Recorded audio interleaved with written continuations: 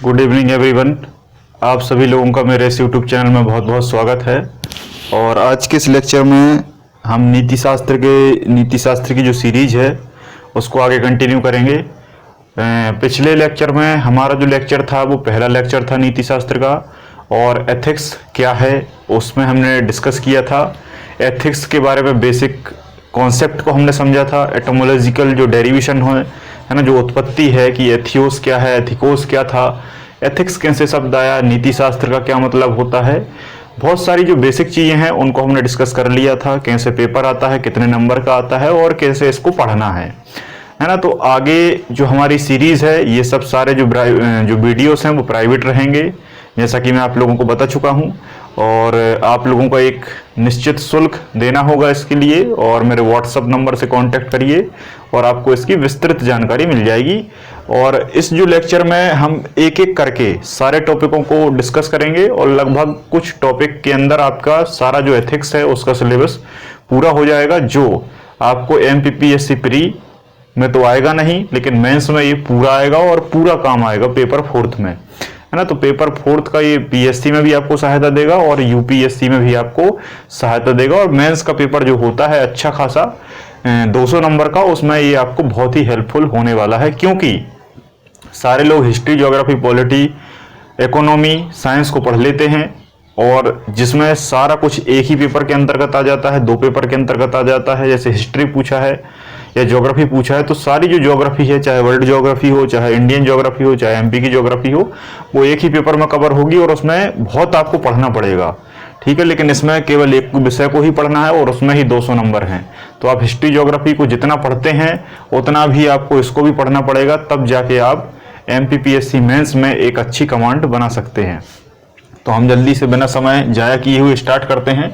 तो एथिक्स क्या है ये आपको समझ में आ चुका है। आज हम बात करेंगे एथिक्स के क्लासिफिकेशन पर।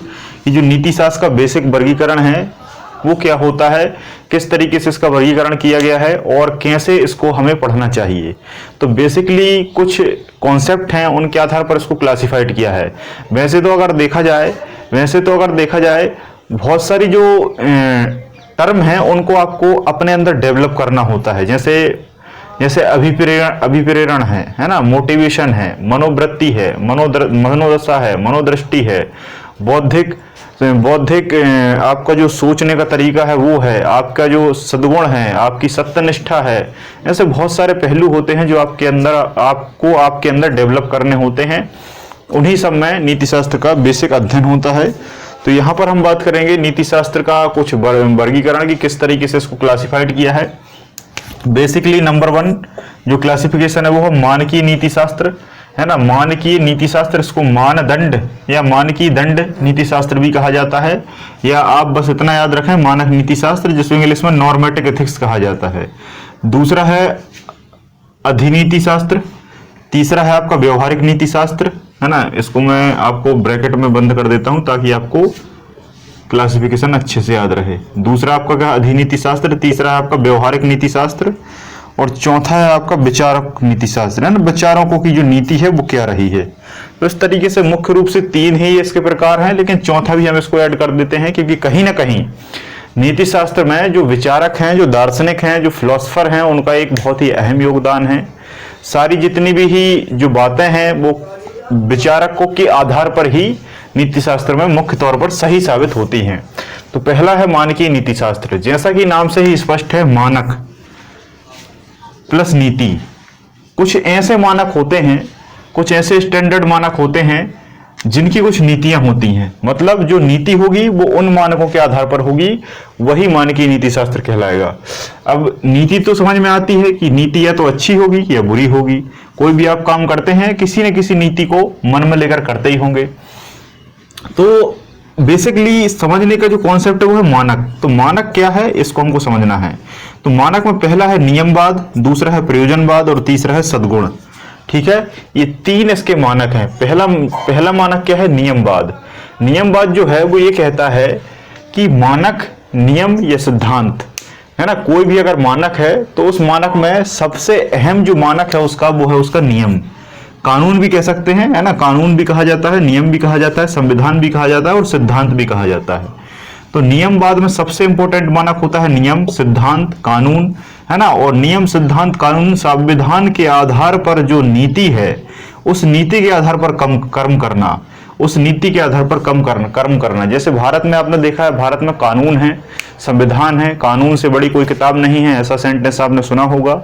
उन कानूनों में बहुत सारे नियम हैं, सिद्धांत हैं। तो वही नियम और सिद्धांत सबसे बड़े मानक होते हैं। इनके अलावा भी बहुत सारे मानक हैं, लेकिन सबसे बड़े जो मानक हैं वो इन्हीं सिद्धांत और इन्हीं नियम, कानूनों और संविधान को माना जाता है। और इसी नियम को सर्वोपरि माना गया है, इसी नियम को सर्वोपरि माना गया है। और यही सर्वोपरि, इसी को रखना नियमवाद कहलाता है। नाम से ही स्पष्ट है, नियमवाद। नियमवाद में जनरल तौर पर हम नियम की ही बात करते हैं, है ना। नियमवाद में देखा जाए तो सबसे बड़े जो एक दार्शनिक थे उनका नाम था कांट। तो कांट ने एक सिद्धांत दिया था जिसे कहा जाता है कांट की नीति या कांट की नीति मीमांसा। कांट की नीति मीमांसा सिद्धांत। कांट की नीति मीमांसा सिद्धांत क्या कहता है कि नियम या परिणाम कुछ नहीं होता। इस संसार में कोई भी नियम हो या कोई भी परिणाम हो वो नैतिक और अनैतिक नहीं होता। कांट की नीति मीमांसा सिद्धांत कहता है कि इस संसार में कोई भी परिणाम है, कोई भी कार्य है, कोई भी उसका नियम है, कोई भी उसका सिद्धांत है, वो नैतिक या अनैतिक नहीं होता, बल्कि उसका नैतिक अनैतिक होना आपकी आंतरिक चेतना पर निर्भर करता है। उसका नैतिक अनैतिक होना आपकी आंतरिक चेतना पर निर्भर करता है। जैसे अगर आपको कोई काम करना है, अगर आपको कोई काम करना है तो व्यवहारिक तौर पर आप काम को दो ही तरीके से कर पाएंगे, या तो वो काम नैतिक होगा या वो काम अनैतिक होगा। काम नैतिक होगा या अनैतिक होगा। अब काम नैतिक या अनैतिक निर्धारित कैसे होगा? काम नैतिक या अनैतिक निर्धारित कैसे होगा? ये निर्धारित होता है आपकी आंतरिक चेतना से। आपके अंदर की जो चेतना है, आपके जो अंदर की चेतना है वो क्या कहती है, वो जो कहेगी आप वही करेंगे। आपके अंदर की चेतना अगर सही काम कहने को कहती है तो वो नैतिक होगा, अगर वो गलत काम करने को कहती है तो वो अनैतिक होगा। क्योंकि नियम जितने भी हैं, कानून जितने भी हैं, संविधान जितना भी है, परिणाम जितने भी हैं, कार्य जितना भी है, वो सारा कुछ अपने आप नहीं होता, बल्कि वो सारा कुछ मानव द्वारा ही बनाया गया है। जब मानव द्वारा बनाया गया है तो मानव से सर्वोपरि कुछ नहीं है, और मानव से सर्वोपरि मानव के आंतरिक अंगों की चेतना है ना। तो आंतरिक चेतना के ऊपर निर्भर करता है। मानव की जो चेतना होगी वही उसकी विचारधारा होगी, वैसा ही कार्य होगा, वैसे ही नियम बनेंगे, वैसे ही सिद्धांत बनेंगे, वैसा ही कानून बनेगा। क्योंकि नियम, कानून और संविधान ऊपर वाले ने बना के नहीं भेजा, बल्कि हमने इसको खुद बनाया है। तो ये भी किस पर निर्भर करता है? आंतरिक चेतना पर। तो कुल मिलाकर कहने का अर्थ ये है कि चेतना सही भी हो सकती है, गलत भी हो सकती है, ये व्यक्ति के ऊपर निर्भर करता है। उदाहरण जैसे चोरी करना। आपको पता है कि चोरी करना बुरी बात है, चोरी करना बुरी बात है, ये सब लोग जानते हैं। नियम, कानून और सिद्धांत और संविधान और पुलिस के जो नियम कानून है, सीआरपीसी क्रिमिनल प्रोसीजर कोड और आईपीसी इंडियन पेनल कोड, इनके आधार पर चोरी करना कैसा है? बुरी बात है। इसका परिणाम भी कैसा होता है? बुरा होता है। इसका परिणाम भी दंडवत होता है, सजा होती है, ये सब जानते हैं। लेकिन फिर भी लोग करते हैं, फिर भी लोग इसे करते हैं। क्यों करते हैं? क्योंकि उनकी आंतरिक चेतना पर उनका बस नहीं है। क्योंकि आंतरिक चेतना आपसे जो कहेगी वही होगा, चाहे कानून कुछ हो, नियम कुछ हो, कार्य कुछ हो, सिद्धांत कुछ हो, इससे कोई फर्क नहीं पड़ता। फर्क पड़ता है केवल आंतरिक चेतना से। आंतरिक चेतना जो कहेगी सो वही होगा। तो इस बात को आपको याद रखना है। ये कौन कहता है? मैं नहीं कहता, कांट की नीति मीमांसा सिद्धांत कहती है। नियम कैसा होना चाहिए? अगर इनका ये भी कहना था कि अगर कोई नियम है तो नियम कैसा हो? सार्वभौमिक हो। नियम कुछ ऐसा ना हो कि नियम किसी एक विशिष्ट क्षेत्र में लागू हो, कहीं पर कोई नियम हो, कहीं पर कोई नियम हो, ऐसा नहीं होना चाहिए। नियम सार्वभौमिक हो। मनुष्य को हर एक चीज को साध्य मानना चाहिए। साध्य जब अगर मनुष्य मानेगा तो वो काम अच्छा होगा। किसी भी कार्य में स्वाधीनता होनी चाहिए। स्वाधीनता अगर होगी तो सामान्य तौर पर वहां के लोग कैसे होंगे? जागरूक होंगे, और उनके अंदर बहुत सारे नैतिक गुणों का क्या होगा? डेवलपमेंट होगा। ठीक है, तो आपको बेसिकली नियमवाद समझ में आ गया होगा, है ना। अब हम बात करते हैं प्रयोजनवाद या प्रयोजनवादी। प्रयोजनवादी जो मानक है, ये भी मानक है, ये पहला मानक था, ये दूसरा मानक है। ये दूसरा मानक कहता है कि कार्य का परिणाम सर्वोपरि हो, भले ही कार्य नैतिक हो। समझ में आ रहा है? प्रयोजनवादी जो है, इसका कहने का अर्थ ये है, इसका कहने का अर्थ ये है कि कार्य का जो परिणाम है, कार्य का जो परिणाम है, जो भी आप काम करते हैं उसका जो रिजल्ट है, उसको ही सर्वोपरि माना गया है। भले ही कार्य नैतिक हो या अनैतिक हो, इससे कोई फर्क नहीं पड़ता। जैसे आपने पढ़ाई की, आपने स्कूल में पढ़ाई की, जब आप स्कूल में पढ़ाई करते हैं, किसी भी क्लास में होते हैं, तो जब क्लास में होते हैं तो आपको पढ़ाया जाता है, और पढ़ाने के बाद आपसे आपके टीचर, आपके घर वाले, आपके रिश्तेदार केवल एक ही प्रश्न करते हैं कि आपका रिजल्ट कैसा रहा। कोई ये नहीं कहेगा कि आपने साल भर मेहनत कितनी की, आपने कितनी बुकें पढ़ी, आपको कितने दार्शनिक पता हैं, आप कितनी अच्छी चीजें सीखे, आपने कितनी ईमानदारी सीखी, कितनी सत्यनिष्ठा सीखी, आपने कितने लोगों का भला किया, अभी आपको कितना ज्ञान प्राप्त हो चुका है, इसकी बात कोई नहीं करता। आपसे केवल एक ही प्रश्न पूछा जाता है कि आपके परसेंट कितने रहे, आप सीखे क्या, इससे कोई फर्क नहीं पड़ता। आपके परिणाम पर सब कुछ निर्भर करता है। अगर आपका परिणाम अच्छा रहा है और आपने वो चीटिंग करके भी हासिल किया है, तो लोग कहेंगे कि उस लड़के को देखो, सही लड़का वही है, साल भर मेहनत उसी लड़के ने की है। अगर कोई लड़का कम परसेंट बनाता है और उसने एक साल जी तोड़ के मेहनत की, तो सारे लोग यही कहेंगे कि साल भर ये खेलता रहा, मौज मस्ती करता रहा, इसलिए इसके परसेंट कम रहे। तो इन्होंने इसी संकल्पना को हमारे सामने रखा है कि प्रयोजनवादी में कार्य का परिणाम ही सर्वोपरि होता है, परिणाम ही सर्वोपरि होता है। आप यहां तक कैसे पहुंचे, इसको संसार से कोई लेना देना नहीं है। आपका इस काम के बाद आज परिणाम क्या है, आप कितने पैसे कमाते हैं, कितना परिणाम है, वो सर्वोपरि माना जाता है। ये नहीं देखा जाता कि वो कार्य नैतिक है या अनैतिक है। आई होप आप समझ गए होंगे। तीसरा जो मानक है वो है सद्गुण। तीसरा वो जो मानक है वो सद्गुण है।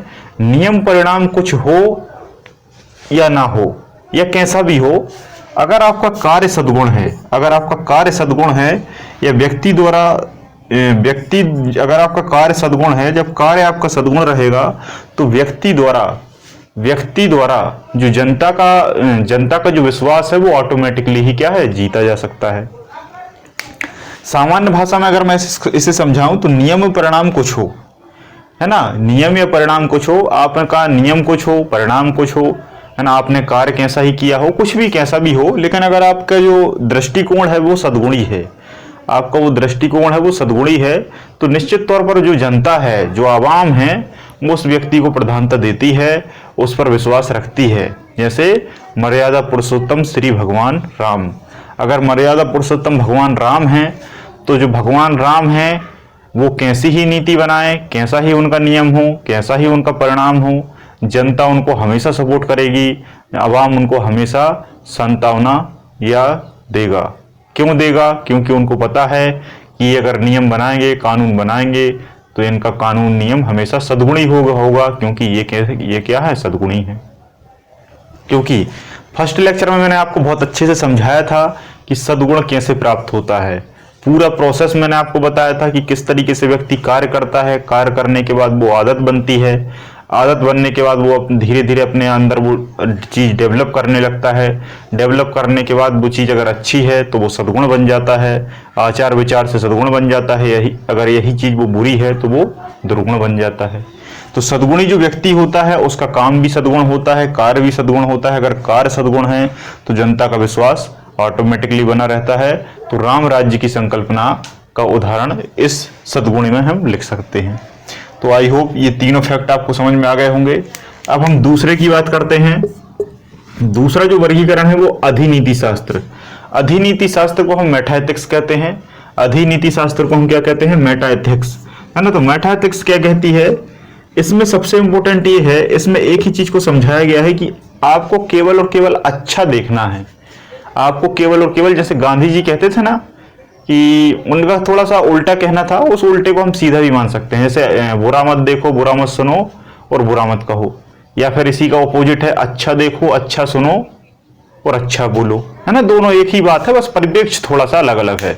तो ये जो वर्गीकरण है, ये जो प्रकार है, ये भी यही कहता है कि आपको कुछ नहीं करना, आपको केवल ये देखना है कि अच्छा क्या है, इस संसार में अच्छा क्या है, उस अच्छे को अपने अंदर लेना है, आपको सद्गुणी बनना है और वही अच्छे काम के आधार पर आपको काम करते जाना है।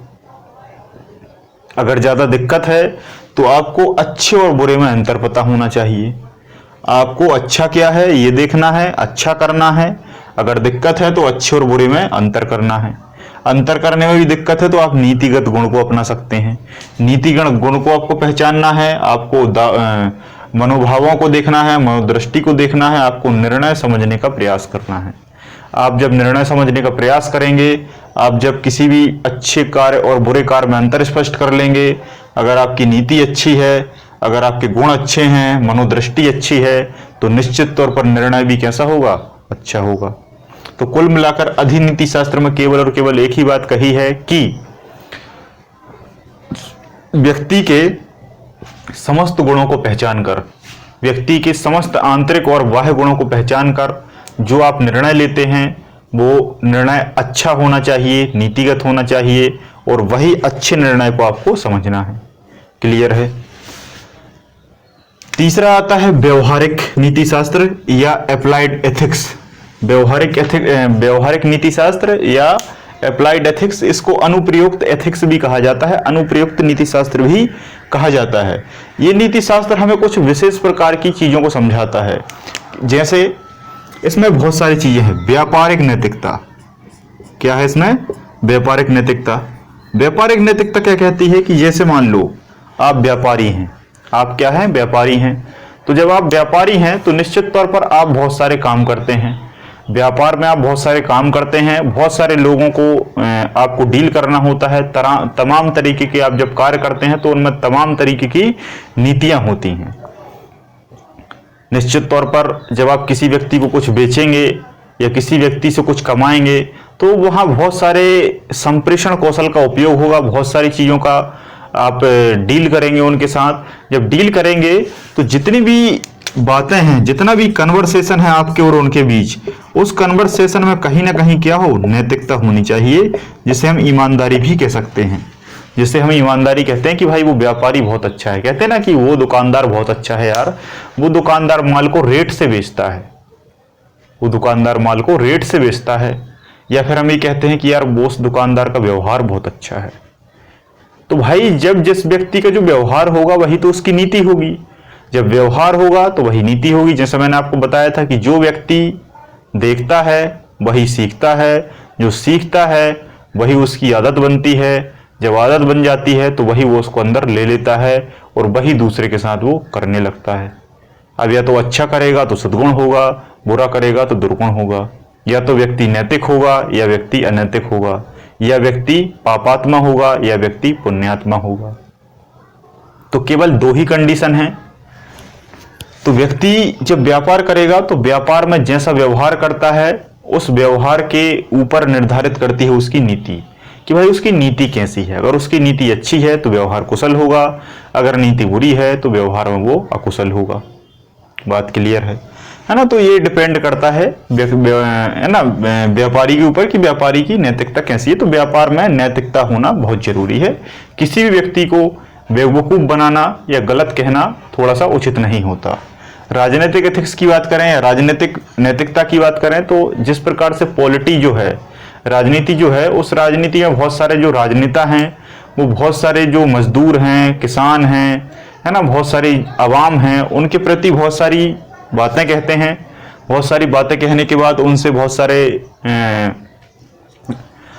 निर्णय लेने की बात कहते हैं। बहुत सारी चीज़ों का वो कहते हैं कि हम ये करेंगे, हम ये योजना लाएंगे, हम इतना पैसा आपको देंगे, ये विकास करेंगे। बहुत सारी बातें, तमाम तरीके की बातें जब वो कहते हैं, जब वो कहते हैं तो उनका ये फर्ज बनता है कि नैतिकता के आधार पर उनको वो क्या करें, लोगों तक पहुंचाएं, लोगों तक उनका फायदा दें। अगर उन्होंने वो बात कही है तो उस बात को भी उनको सभी व्यक्तियों तक पहुंचाना है। लेकिन उनकी जो नीति है वो क्या हो जाती है, विरुद्ध हो जाती है और वो अनैतिक हो जाते हैं। तो कहने का मतलब ये है कि जब वो राजनीति में गए हैं तो उनको अपनी कुछ ना कुछ नैतिकता रखनी चाहिए, जिसके आधार पर उनको क्या करना है, सही कार्य करना है। राजनीति में जाकर सही कार्य करना है, नैतिक कार्य करना है। जब नैतिक कार्य, सही कार्य करेंगे तो निश्चित तौर पर वो राजनीतिक नैतिकता कहलाएगी। पर्यावरण नैतिकता क्या कहती है? पर्यावरण नैतिकता या एनवायरमेंटल एथिक्स कहती है कि जो पर्यावरण है, पर्यावरण में चारों ओर आप देखते हैं परिधन आवरण। परि का मतलब होता है चारों ओर और आवरण का मतलब होता है घेरा। आपको चारों ओर से जो प्राकृतिक चीजें घेरे हुए हैं, जिसमें जीव जंतु, कीड़े मकोड़े, पेड़ पौधे, वृक्ष, है ना, हवाएं, पवन, बिजली, पानी, ये सारी चीजें जब आप देखते हैं तो ये आपको घेरे हुए हैं। तो आपका भी दायित्व बनता है कि इनके प्रति आप सकारात्मक रहें, नैतिक रहें और आप इनके पीछे एक ऐसी नीति रखें कि इनका क्या हो सके, विकास हो सके, इनका दोहन ना हो पाए। जब इनका दोहन नहीं होगा तो कहीं ना कहीं ये जो पर्यावरणीय एथिक्स है उसका आप पालन करेंगे, और जब उसका पालन करेंगे तो पर्यावरण में आप नैतिकता जो रखेंगे वही पर्यावरण एथिक्स कहलाती है। तो पर्यावरण जो एथिक्स है वो आपको बहुत अच्छे से समझ में आ गया होगा, है ना। अब देखो यहाँ पर बेसिकली एग्जाम्पल से मैं आपको समझाता हूं कि जैसे मान लो आप पर्यावरण में बहुत सारे पेड़ पौधे हैं, पेड़ पौधों को आप अंधाधुंध काट रहे हैं, लगातार काटते जा रहे हैं, तो आप पर्यावरण के साथ क्या कर रहे हैं, अनैतिक कार्य कर रहे हैं।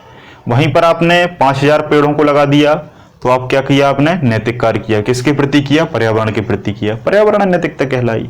अगर कोई काम अच्छा किया राजनीति के खिलाफ तो राजनीतिक नैतिकता कहलाई। तो सीधी सी बात है। चिकित्सकीय नैतिकता मतलब मेडिसन या मेडिकल एथिक्स क्या कहलाती है? मेडिकल एथिक्स में जो डॉक्टर होते हैं, कंपाउंडर होते हैं, नर्स वगैरह होती हैं, उनको बहुत सारी चीजें सिखाई जाती हैं। उनको बताया जाता है कि पेशेंट के साथ आपको कैसा व्यवहार करना है। पेशेंट को आपको ऊंचा नीचा नहीं समझना, किसी भी जाति, लिंग, धर्म के आधार पर भेदभाव नहीं करना, आपको उनके प्रति नैतिकता रखनी है और आपको उनको बचाना है। आपको केवल और केवल सही काम करना है। कई बार ऐसा होता है कि कुछ डॉक्टर पैसे लेकर कुछ गलत काम कर देते हैं, जैसे भ्रूण हत्या आपने सुना होगा, है ना, पेट में ही लड़की को मार दिया जाना, ऐसा बहुत सारे डॉक्टर पैसा लेकर कर देते थे। तो ये नैतिकता के खिलाफ है, अनैतिक कार्य है ना। तो अच्छा काम नैतिक काम कहलाता है। जैसे मान लो कोई गरीब है, उसके पास पैसे नहीं है और आप सडनली वहां पहुंच गए और बताओ डॉक्टर, आपने उसकी जान बचा ली, वो नैतिक काम है। तो कुल मिलाकर अच्छे काम करना चिकित्सीय मेडिकल के खिलाफ, चिकित्सीय मेडिकल में आता है। नेक्स्ट है आपका खेल एथिक्स, खेल नैतिकता या गेम्स एथिक्स। तो खेल एथिक्स या गेम्स नैतिकता में क्या आता है कि भाई आपके अंदर, आपने सुना होगा एक शब्द कि भाई सचिन के अंदर खिलाड़ी भावना है। आपने कई बार सुना होगा कि सचिन के अंदर खिलाड़ी भावना है।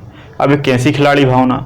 खिलाड़ी भावना का मतलब ये है कि वो जब खेलता है तो वो सही खेलता है। उसके अंदर कुछ ऐसा नहीं है कि भाई किसी दूसरे ने कुछ गलत कह दिया तो उसने भी कुछ गलत कर दिया, ऐसा कुछ नहीं है। जैसे कई बार आपने देखा होगा कि सचिन को बहुत सारे एम्पायर्स जो होते हैं उनने गलत आउट दिया है, बहुत सारे एम्पायर्स ने गलत आउट दिया है, और बहुत सारे एम्पायर्स ऐसे हैं कि आउट था भी तो आउट नहीं दिया, है ना। तो ऐसा हो जाता है। लास्ट में जब 2011 का वर्ल्ड कप खेला था तब वेस्ट इंडीज के खिलाफ मुझे एक मैच याद है कि उसमें जब सचिन आउट हुआ था तो जो एच होता है बैट का, वो एच लगा था और स्लिप में या शायद कीपर को पीछे कैच दे दिया था। जब कैच दिया था तो जो बल्ले से टच होकर बॉल गई थी तो वो टच होना किसी को नहीं पता था। वेस्ट इंडीज की टीम भी नहीं समझ पाई थी, कीपर भी नहीं समझ पाया था, एम्पायर भी नहीं समझ पाया था, और एम्पायर ने नकार दिया था। एक हल्का सा किया था लेकिन वेस्ट इंडीज को ये बिल्कुल नहीं लगा था कि कट है। एम्पायर ने नकार दिया था और सचिन खुद ब खुद चला गया था, नॉट आउट दिया था फिर भी खुद ब खुद चला गया था, और किसी प्रकार का उन्होंने रिव्यू नहीं लिया था। तो ये क्या है? नैतिकता है। किसके? खेल के प्रति। तो खेल के प्रति नैतिक होना मतलब खेल में आपके अंदर ऐसी नीतियां होनी चाहिए कि आप खेल को समझ सकें। आपको किसी भी, जैसे कोई खिलाड़ी है, किसी प्रकार से भी लड़ाई हो गई तो आपको बीच बचाव करना है, वहां पर आपको आपकी नैतिकता दिखानी है। कुल मिलाकर कोई भी गलत काम ना हो पाए, कोई भी बुरा काम ना हो पाए, और उस प्रकार से जब खेल संचालित होता है तो वो खेल नैतिकता के आधार पर होता है।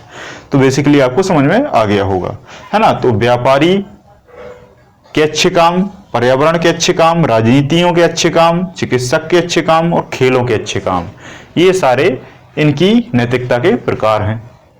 बात क्लियर है। इनमें सभी में क्या होता है, व्यवहार होता है। इन सभी जो डिपार्टमेंट हैं या मैं ये कहूं कि वर्ग हैं, इन सभी में व्यवहार होता है, सीधा संवाद होता है व्यक्ति के साथ और उनमें उसकी नीतियां जुड़ी होती हैं और वही व्यवहारिक नीति के अंतर्गत आता है, व्यवहारिक एथिक्स के अंतर्गत आता है। तो यहां तक बात क्लियर होगी। अंतिम आज पर बचता है विचारकों के आधार पर। तो विचारकों के आधार पर अगर हम देखें तो विचारकों के आधार पर कुछ एथिक्स जो है वो ज्यादा कुछ नहीं है। इसमें कुल मिलाकर जब आप इसको पढ़ लेंगे तो वो सारा कुछ इसी में एप्लीकेबल हो जाएगा, क्योंकि जितने भी विचारकों के सिद्धांत हैं उनको आपको पढ़ना है और समझना है।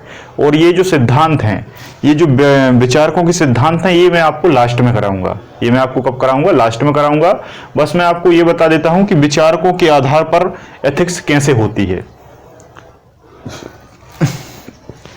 विचारकों के आधार पर जो एथिक्स है, इसमें जितने भी हमारे गुरु रहे हैं, जितने भी महान दार्शनिक रहे हैं, फिलोसफर रहे हैं, इन्होंने बहुत सारी बातें ऐसी कही हैं जिन बातों के आधार पर बहुत सारी बातें सकारात्मक रही हैं। बहुत सारे नियम कानून ऐसे बन चुके थे उस समय में, और उस समय में एक आदर्श राज्य की स्थापना हो गई थी।